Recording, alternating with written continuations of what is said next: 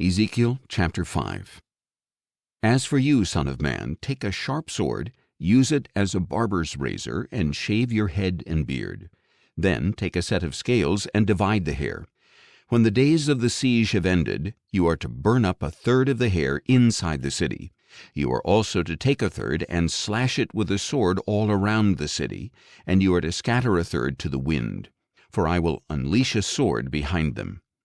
But you are to take a few strands of hair and secure them in the folds of your garment. Again, take a few of these, throw them into the fire, and burn them. From there a fire will spread to the whole house of Israel. This is what the Lord God says. This is Jerusalem, which I have set in the center of the nations, with countries all around her. But she has rebelled against my ordinances more wickedly than the nations, and against my statutes worse than the countries around her.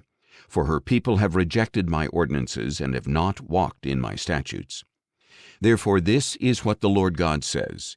You have been more insubordinate than the nations around you. You have not walked in my statutes or kept my ordinances, nor have you even conformed to the ordinances of the nations around you. Therefore this is what the Lord God says. Behold, I myself am against you, Jerusalem, and I will execute judgments among you in the sight of the nations. Because of all your abominations, I will do to you what I have never done before and will never do again. As a result, fathers among you will eat their sons, and sons will eat their fathers. I will execute judgments against you and scatter all your remnant to every wind. Therefore, as surely as I live, declares the Lord God, because you have defiled my sanctuary with all your detestable idols and abominations, I myself will withdraw my favor. I will not look upon you with pity, nor will I spare you. A third of your people will die by plague or be consumed by famine within you. A third will fall by the sword outside your walls, and a third I will scatter to every wind and unleash a sword behind them.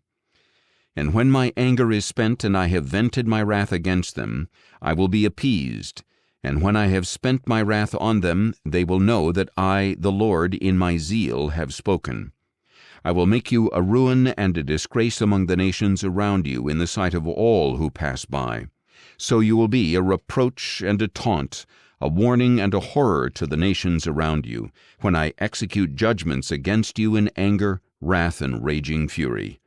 I, the Lord, have spoken. When I shower you with the deadly arrows of famine and destruction that I will send to destroy you, I will intensify the famine against you and cut off your supply of food.